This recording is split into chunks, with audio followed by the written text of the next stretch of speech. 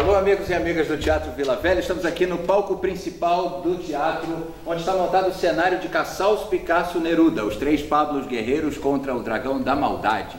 E é aqui, nesse cenário, que nós vamos fazer a quarta temporada de O Contra-Ataque, a série de entrevistas do Teatro Vila Velha, que vem desde 2020 conversando com artistas do Brasil inteiro para saber qual o papel da comunidade artística frente à vida política e social do Brasil. E essa temporada nós temos algumas novidades. São 2 convidados por episódio, sempre 2 personalidades públicas, uma da vida cultural e outra da vida política do país. A mediação é de Márcio Meirelles e nós temos participação da plateia, uma vez que os episódios estão sendo gravados depois das apresentações de Casals, Picasso, Neruda aqui no teatro. Nesse episódio, o nosso papo é com o cineasta Henrique Dantas e Mariana Oliveira, candidata a deputada federal pelo Partido dos Trabalhadores. Confira. Fui criado em Ilhéus, nasci em Salvador, mas fui criado em Ilhéus. E Ilhéus é uma cidade que hoje está bem diferente. Hoje tem uma galera muito atenta, muita coisa lá, mas na época era muito difícil, assim, era uma cidade muito alienada, questão do cacau, questão dessa monocultura, monocultura mesmo, não só de cacau, mas de tudo. E quando eu vim para cá, para Salvador, não sabia muito o que fazer, acabei fazendo uma administração de empresa. E a administração de empresa você só faz quando você não sabe o que vai fazer, o tipo de profissão que aparece quando você não tem noção do que vai fazer. E aconteceu uma coisa comigo muito marcante. Eu trabalhei no momento na Mesma, eu era chefe trainee da Mesma. E em um determinado momento, eu tinha 20 e poucos anos, 22 anos talvez, 21, não sei, não me lembro. E aí fizeram uma reunião comigo dizendo que eu demiti o setor inteiro lá da Mesma. Fizeram uma reunião na sexta-feira de tarde e eu teria que ficar calado com esse segredo absurdo até segunda-feira, quando seria comunicado aos funcionários que eles iam ser demitidos, né? Então, aquilo foi quando você percebe como o capitalismo ele é fascista também, né? Como ele te coloca em determinados lugares, como ele te obriga a determinadas coisas. E eles compraram meu silício, eu tinha um emprego e tal, e acabei saindo da Mesma, fui demitido na sexta-feira 13, eu adoro sexta-feira 13, inclusive, por conta disso. E eu percebi que eu precisava fazer alguma coisa na minha vida que eu tivesse autonomia, eu não podia comprar meu silício, assim, sabe, assim. Eu fiquei sem dormir essas 2 noites, eu tinha laringite, faringite assim a cada 15 dias, por conta disso, né, de você não poder falar, então você acaba acumulando coisas e sendo uma pessoa que você não é. E acabei entrando, e é engraçado estar aqui no Vila Velha, porque eu entrei num grupo, numa época, chamado Muda Mundista, e a gente fez o Reviravolta aqui, que foi quando o teatro estava sendo reformado. Lembra, Márcio? Foi uma loucura, assim. Isso aqui foi muito importante naquele momento para mim, porque eu vim todos os dias para cá durante muito tempo, encontrando com gente, pensando o que ia fazer, e eu ainda muito verde, né? Eu já fazia Belas Artes, que foi uma faculdade muito importante para mim, até para me entender mesmo como artista político, porque tem muitos professores de lá que não gostam dessa história, que acham que a arte ela é estética, né? E assim, e para mim, eu sempre achei isso, que a estética, se não tiver à disposição, a serviço da política, ela não vale nada, gente. Ou seja, imagina você ficar pintando o que, sei lá, o que Rembrandt pintava no meio de uma guerra, né? Eu tive a oportunidade de ficar de frente à Guernica. É um quadro que você chora, assim, por tudo que você conhece, por tudo que você ouviu, e tem um museu de Picasso lá em Barcelona que ele tem vários estudos da Guernica, assim, muitos estudos. Ele estudou muito para fazer esse quadro, ele fazia pedaços, assim, não foi um quadro que saiu de uma hora para outra, assim. E você vê que são pessoas que é isso. Eu vi o Casais aqui falando da depressão, né? Ele ficar em casa com tudo escuro. Durante 2016, quando o Temer fez o golpe, né, militar, sei lá, jurídico, legislativo e tudo, ele teve aquela ocupação, intervenção militar do Rio, do Braga Neto, lá daquelas pessoas. E teve um detalhe, eu fiquei meio assustado, né? Falei, caramba, os caras estão fazendo intervenção, assim. E eu fiz muito filme sobre ditadura. Depois do filme de João, que Márcio falou, eu fiz 4 filmes sobre ditadura militar. 2 sobre o Ney São Paulo, que eu acho que é um artista que todo mundo deve conhecer, um artista baiano, de Riachão do Jacuípe, que foi assassinado pela ditadura mesmo. Ele morreu em consequência de torturas que sofreu, de experimentos que foram feitos com ele, porque ele fez um trabalho chamado Manhã Cinzenta, que foi um filme super corajoso, ou seja, durante as manifestações das passeatas do 100.000, ele bolou uma ficção, e ele pegava os atores e colocavam para fazer a mesma coisa que os estudantes estavam fazendo, assim, ele montou uma coisa muito interessante, assim, para mim, um dos grandes filmes da história. Mas assim, eu falo por esse respeito à história, mas eu sempre fico imaginando que tem uma linha ali no meio, sabe? Assim, que nessa linha você tem que entender se você vai ficar do lado dos massacrados, né? Ou dos que massacram, né? Assim, e os meus trabalhos todos de arte, tudo que eu faço de arte, eu trago a política como algo de frente mesmo. Eu fiz uma série infantil, gente, assim, tá na Amazon, se vocês quiserem ver, chama Bicicleta do Vovô. E é uma série que ela eu não sei nem como ela está na Amazon, assim, porque ela é uma série muito política mesmo. E a gente, quando escrevia, eu escrevi do lado da minha companheira, de Tarsila, e de Paulo Fernandes, que é um colega, um amigo meu, e a gente escrevia falando assim, cara, a gente não vai ter espaço para... A gente fez a partir de um edital de TV pública, a gente imaginou, a gente só vai passar na TV pública, não vai passar mais em lugar nenhum. Porque a gente fala de agrotóxico, né, para criança, a gente fala... tem um episódio que foi maravilhoso, eu tentando vender a série para um canal de TV, e aí eu fui falar logo de um episódio que chamava Morte do Peru, né? Porque eu, quando era criança, tinha aquela história da engorda do peru, e eu fiz amizade com alguns perus que morreram, para mim foi horrível. Então eu fiz um episódio onde o peru não morria no final das contas, então o peru virava amigo da família e tal. Aí a pessoa falou, você já imaginou botar isso no meu canal? Como é que os anunciantes vão lidar com isso? Você está querendo tirar o peru da mesa de Natal das pessoas, né? Então é isso, a política é isso, né? A política você interfere nesses lugares, assim, e essa série ela me dá algumas felicidades, como por exemplo na escola de minha filha Cora, que está sentada, ela estudou na escola chamada Vila Criar, que é uma escola bacana, com ponto de vista, mas dentro de um aspecto mais burguês, né, de pessoas que podem pagar uma mensalidade e tal. E eu tinha um acerto com essa escola, onde eu dava uma aula de alfabetização audiovisual e também exibia para eles, a professora exibia para eles a série toda, né, porque a série é muito política mesmo. E era maravilhoso, porque era no momento onde eu tinha uma autonomia muito grande para falar de racismo, de homofobia, sabe, de machismo. E era engraçado porque foi na época da pandemia, então era tudo tela. E de vez em quando você viu o pai ou a mãe aparecendo assim, para eles verem que eu estava, que ele estava ali também, né?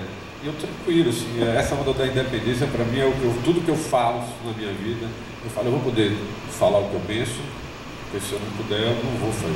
Eu me lembro que no dia que Mestre Moa foi assassinado, me tocou muito, eu chorei muito naquele dia, porque a gente foi para lá, para casa do meu sogro, aí batemos uma foto, todo mundo com a camisa de Haddad e tal, e aí colocamos na rede social. E aí uma conhecida de meu sogro ameaçou a gente, ameaçou mesmo, assim, foi uma ameaça mesmo, assim, contra meus filhos, aí virou uma discussão assim, meio de rede social, e a gente falou, pô, vamos processar esse cara e tal. Mas na época foi tão confuso que eu fui levar meus filhos na escola, não, isso foi do primeiro turno, onde eu morri. Eu fui levar meus filhos na escola na segunda-feira, às 6h40 da manhã, tinha um cara, um carro daquele SUV, assim, que estava numa esquina, e eu estava na minha mão mesmo, era preferência, vários carros acenando. Aí ele passou assim na minha frente, jogou o carro, aí eu não buzei, não fiz nada, eu só fiz desviar e passei dele.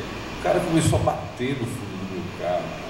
Começou a bater, chegava assim, batia, vinha do lado, subia assim, bater do meu lado. Eu parei na principal de Vila ali, que era o Luiz Tarquínio, abri os vidros e fiz assim.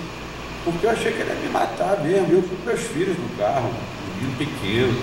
Ele chegou e botou a mão assim para fora e falou: você quer morrer, velho? Assim, fez uma coisa assim meio desse que você fala. Aí quando eu cheguei em casa que eu soube que o morreu, eu falei: caramba, eu me senti mesmo uma vítima. Meu filho ficou 3 dias de febre em casa, sem ir para a escola, porque foi uma agressão, né? Uma agressão que podia ter sido uma coisa pior, como foi com Moa, né?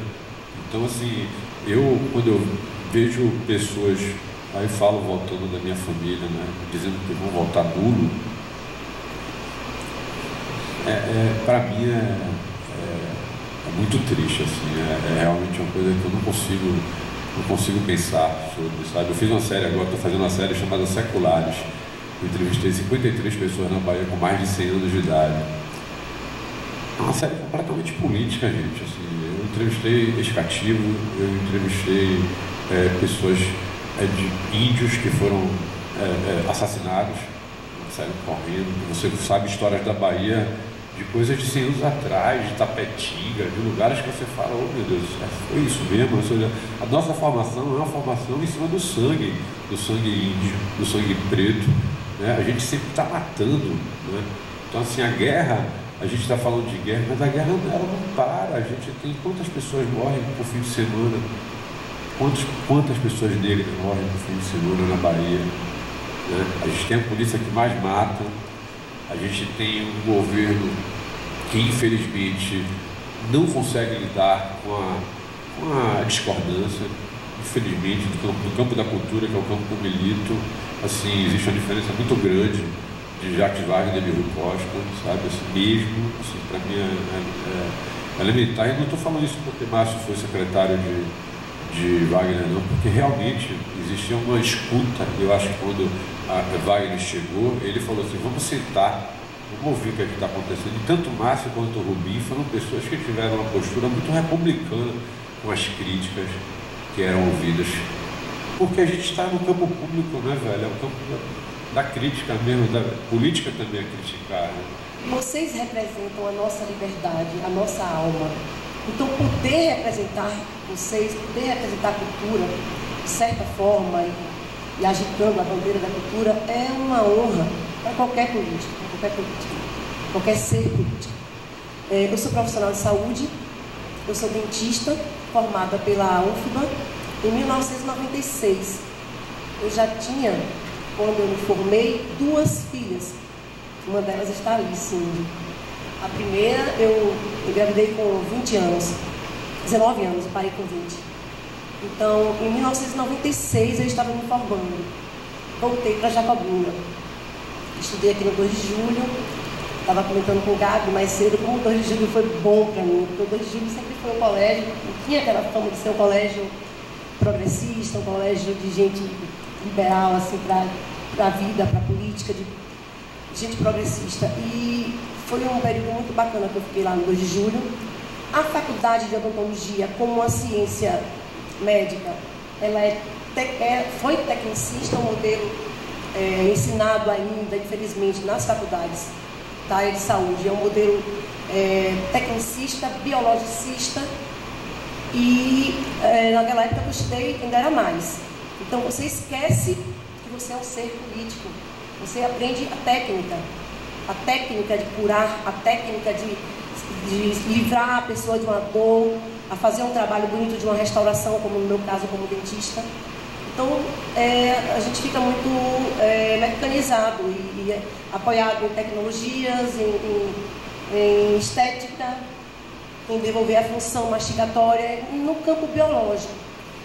E eu sempre gostei da área de humanas, mas não tive a oportunidade de estudar história, que era o que eu queria.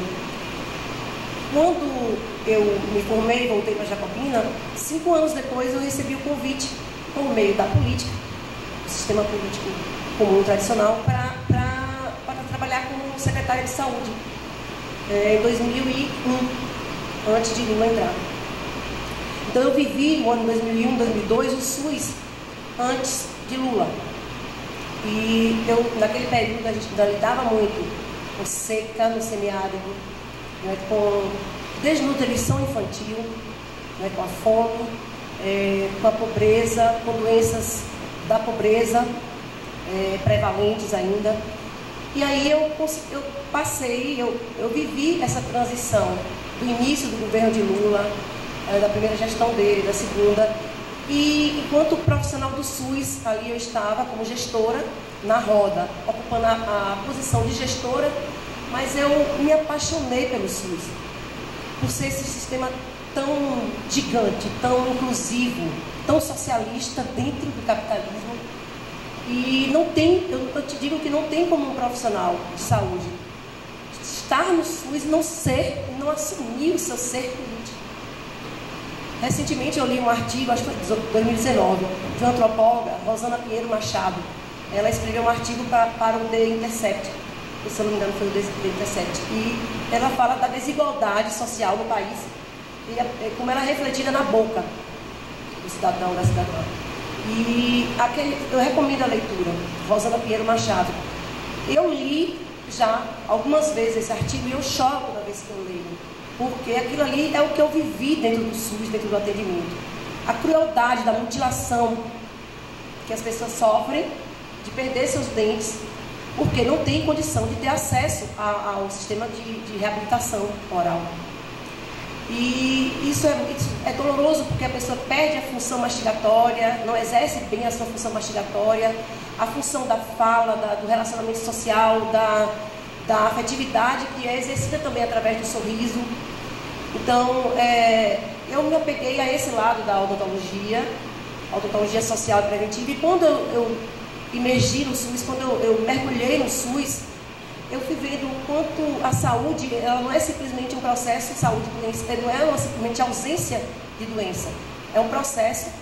A saúde, ela é condicionada socialmente, é um processo de saúde e doença, e não tem como a gente ser no SUS e não ser político. Então, é uma honra, eu me sinto honrada de poder participar do processo eleitoral, enquanto mulher, buscando mais representatividade, uma maior e melhor representatividade, porque eu sou mãe, como eu falei, das minhas duas maiores, as maiores filhas. Tive uma terceira em 2001, aí terminei minha primeira relação, há 7 anos, não, há mais tempo eu comecei outra relação, e há 7 anos eu tive gêmeas, eu tenho 5 filhas. 5 filhas. Eu estou meio que quebrando alguns paradigmas, né, da maternidade hoje em dia. E tenho uma vida, eu sou profissional autônoma hoje, assim, não estou mais ligada ao SUS, mas me afastei do SUS e veio o chamado da política, veio em 2016, com toda aquela carga para cima da gente, né? E em 2016, aquela injustiça que Dilma sofreu, o fato dela ter sido arrancada do poder, por ser mulher, primeiro, por ser mulher, por ser digna. Então isso me incomodou profundamente e eu me filiei ao PT naquele ano. Nunca tinha tido militância partidária, sempre votei. Meu primeiro voto em 1989 foi em Lula, os outros também, mas a política partidária nunca tinha me atraído assim, nunca imaginei de concorrer. Mas aí as coisas foram acontecendo, eu assumi, fui convidada, me filiei em 2016, em 2019 fui convidada por conta da participação nos movimentos contra o golpe. A gente vinha de ônibus de Jacobina para cá, para Campo Grande, para correr aí a Carlos Gomes e a Avenida 7 para dizer, não vai ter golpe. Acho que quase todo mundo aqui deve ter ido, né? Não vai ter golpe. A gente gritou, a gente bradou, mas e teve, mas teve o golpe. E aí, por conta dessa militância, e depois veio algumas situações em que a gente foi para a rua, reforma da Previdência, reforma trabalhista, aí veio o impeachment, né, o golpe. E veio depois a prisão de Lula, o processo todo de Lula com a prisão. Por conta dessa militância nas ruas, me chamaram para fazer parte da direção do PT, e eu aceitei. Depois de pensar muito, não é que eu vou me meter nisso, minha vida pessoal, sabe, a minha liberdade, porque a política tira um pouco isso, sabe, o sistema como ele é hoje, é meio que aquela parte da peça, é o que convém, às vezes a gente fica muito no que convém na política, e isso nos castra. Então eu pensei muito e aceitei a direção, concorri e a gente venceu a nossa chapa, e em 2020 eu fui candidata a prefeita em Jacobina, e assim, não como um projeto pessoal, não como um projeto de poder, nem tampouco financeiro, de me completar com dinheiro público, jamais, mas está crescendo em mim o desejo de representar, sabe? Assim, o desejo de falar, talvez de dores minhas, que eu tenha sentido em alguns momentos na minha vida e que eu não tenha externado, e que eu quero ser voz e porta-voz de tantas dores como as que eu tive, né? Combater violência contra a mulher, combater o abuso fortemente, o abuso que nós sofremos, até mesmo crianças, enquanto crianças, que a mulher tenha um lugar onde esse lugar seja um lugar de construção, e não simplesmente de só lutar contra pancada, contra a morte, contra o feminicídio, contra a violência dentro da própria política. A gente precisa parar e pensar no nosso futuro. Eu acho que já deu a gente falar de violência, né? A gente ainda hoje tem que lidar com violência. Então, é preciso que a gente esteja mais na política para que as leis sejam realmente feitas com o nosso olhar, por nós também. Não é brincadeira a gente imaginar que tem quase 40 milhões de pessoas passando fome e mais da metade da população em insegurança alimentar.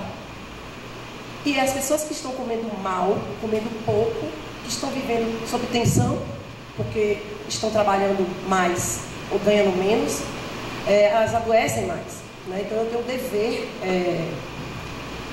dever humanitário de ser uma política e buscar a coerência, buscar essa liberdade, essa emancipação de almas, que pode se dar através da arte, sim, através da reconstrução do Brasil que a gente precisa fazer, né? Pensar na transição ecológica, pensar no nosso planeta. O território Piemonte da Chapada, eu estou falando demais, então eu vou parar. O Piemonte da Chapada, e assim, nós temos realidades regionais bem diferentes daqui da região da capital. A gente sofre muito lá problemas na regulação, a gente tem problemas de acesso a exames de especialidades, ainda na saúde, a questão da segurança pública, que é um mal em todo lugar. O risco das milícias, né? A gente tem que lembrar, como diz minha amiga, minha companheira assim, de caminhada política, Gabi, que nós vivemos uma teocracia miliciana, quase estamos vivendo uma teocracia miliciana, então a gente precisa urgentemente insurgir contra isso. Então, nós temos o caminho eleitoral, é o caminho que tem para a gente, mesmo frágil, mesmo ainda ameaçado. Então a gente precisa dos movimentos sociais organizados, precisa estar adiante com a arte crítica, a arte que explora a nossa liberdade, que busca a nossa liberdade e emancipação de almas, e está nas ruas o tempo todo, porque vai ser tensão o tempo todo. A gente deve levar ainda em torno de 40 anos, de 10, 20, 30, 40 anos para solucionar alguns problemas que estão acontecendo hoje. E é isso. Defensora do meio ambiente, das águas de Jacobina, das serras de Jacobina, do verde de Jacobina. A gente tem uma mineração lá, uma multinacional, e a gente não vê a cor do nosso ouro, nem mesmo em retorno de resolver o passivo ambiental que a gente tem lá, e pode vir a ter ainda ao longo dos anos, porque a exploração mineral está só aumentando lá. Essa mineradora, ela triplicou, se não me engano, a exploração de ouro. Então, com isso, nossas serras estão sendo furadas e perfuradas, e nossas águas diminuindo também. Então, é isso. E defendendo o meio ambiente, defendendo a mulher, defendendo a saúde pública, eu me coloco à disposição do país. Olha que coisa massa, que grande, né? Mas é isso, é uma disposição que me tira do meu conforto e me joga na luta coletiva, mesmo que timidamente, porque por ser mãe, por ser mulher, por ser autônoma, profissional, mas que eu sirva de exemplo para outras meninas, para as meninas, né, para meninos, para quem quiser, para meninos, para a juventude entrar na política, para negros e negras, para a população negra entrar na política e ser melhor representada. E a gente conseguir resolver esses babados que vem pela frente. A cultura, a arte, ela, além de ser necessária para o enfrentamento, ela também reduz violência. Assim, acho que é uma coisa muito importante a gente estar trazendo isso. promove saúde porque deixa a pessoa mais feliz, porque com a cultura, com a arte, a gente lida com as nossas emoções e isso sempre cura. Ela tira um pouco do peso do SUS, porque quando você reduz violência, você reduz também a sobrecarga do sistema, né? Que é um sistema enorme, gigante, como eu falei, mas que é subfinanciado. Não se engane, o SUS é subfinanciado.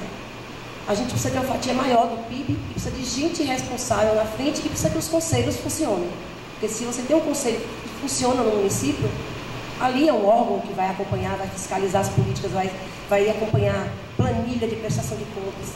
Então um dia a gente chega lá, onde esse controle social vai ser exercido, onde a arte, a cultura a arte principalmente, ela vai ser utilizada, vai ser um meio de produção de saúde quando você tratar a educação popular em saúde, né? Que é a forma de se comunicar e estabelecer vínculos, né?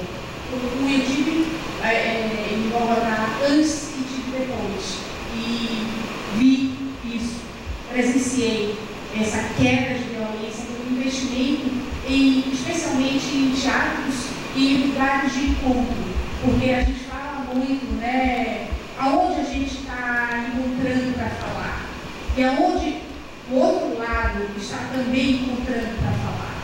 A gente vê uma proliferação gigante de igrejas, né, e essas igrejas começam a fazer esse papel de acolhimento, né, de muitas pessoas. Então, eu acho que mais do que urgente a gente realmente reconhecer os teatros como lugares de encontro, não somente como lugares de debates específicos, mas principalmente como lugares de encontros sociais, encontro onde as pessoas se tornam plateia, se tornam um grupo, e a partir daí a gente consegue refletir sobre milhares de coisas, mas estabelecer esses encontros, não só em teatros físicos, mas também em teatros principalmente da periferia, de bairros que não têm esses equipamentos que a gente tem, mas a gente tem que estabelecer lugares de encontros.